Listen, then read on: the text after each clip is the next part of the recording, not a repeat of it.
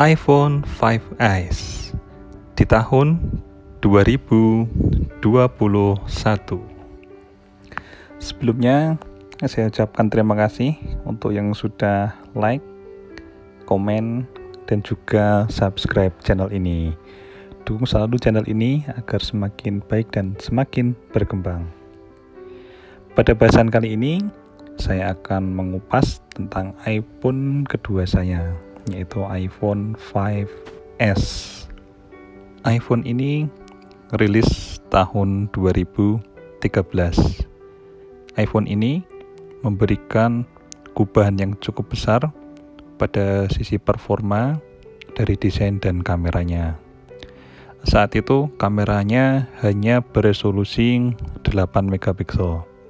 Namun dari 8 megapiksel ini hasilnya sungguh di luar dugaan, cukup jernih sekali. Bahkan ini mungkin menjadi salah satu kamera terbaik pada masanya. Selain kameranya, untuk hasil rekaman videonya pun sudah cukup bagus. Selain itu diberikan fitur tambahan yaitu slow motion, di mana HP-HP lain pada saat itu belum memiliki fitur tersebut.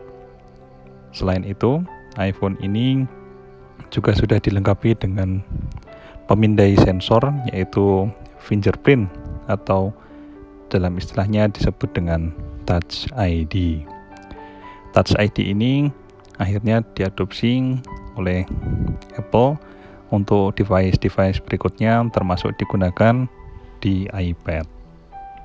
HP ini saya gunakan untuk menggantikan device pertama saya, yaitu iPhone 4, karena penggunaan semakin tahun semakin kesini, saya rasa iPhone 4 saya sudah semakin melambat, sehingga saya membutuhkan gadget dengan performa yang lebih baik.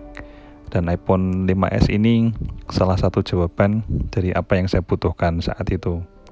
Dan yang paling saya sukai, ya selain performanya adalah desainnya. Desainnya memang tidak begitu jauh berbeda dari iPhone 4 ini.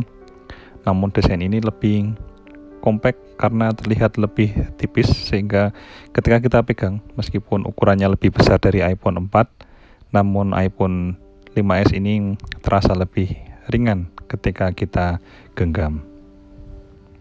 Meskipun banyak kelebihannya, namun ada salah satu bagian yang menurut saya ini menjadi kelemahan dari iPhone 5S ini, yaitu adalah performa baterainya. Karena ukuran baterainya ini cukup kecil, hanya sekitar 1500 mAh. Sehingga dalam penggunaan sehari-hari dengan pemakaian yang tidak terlalu banyak, biasanya saat pagi saya cabut charger jam 6 pagi, siangnya sekitar jam 2 itu saya sudah harus cas kembali. Apalagi jika HP ini digunakan untuk game, meskipun kuat untuk game-game yang berat, namun baterainya tidak tahan lama karena hanya bertahan beberapa jam saja. Selama menggunakan HP ini, saya tidak menjumpai yang namanya lag ataupun error ketika membuka aplikasi, sehingga ini terasa smooth, terasa lancar digunakan untuk membuka aplikasi apa saja. Namun ya salah satu yang cukup mengganggu yaitu adalah daya tahan dari bodi HP ini. Karena materialnya terbuat dari aluminium, sehingga ini tidak tahan dengan benturan.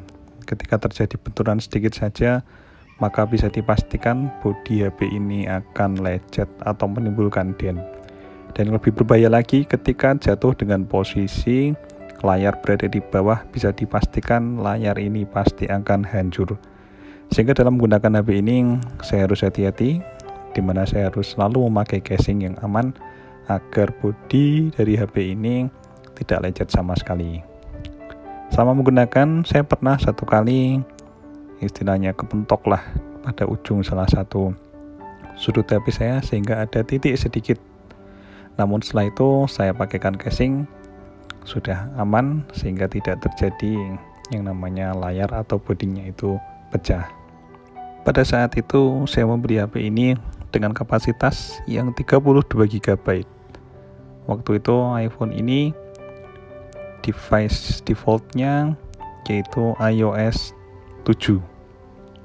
Nah, setelah itu bisa dilakukan upgrade sampai dengan iOS 12. Sehingga sampai tahun 2021 ini sebenarnya masih cukup layak digunakan karena masih mendapatkan dukungan untuk WhatsApp dan aplikasi penting yang lainnya. Namun untuk performa jangan ditanya dan jangan dibandingkan dengan handphone saat ini yang sudah jauh lebih baik dibandingkan HP ini, karena umur device ini ya sudah cukup tua karena dari tahun 2013 sekarang sudah tahun 2021, sehingga cocoknya digunakan sebagai HP kedua. Terima kasih telah menonton video ini. Jangan lupa like, komen, dan subscribe, dan ditunggu video berikutnya. Terima kasih.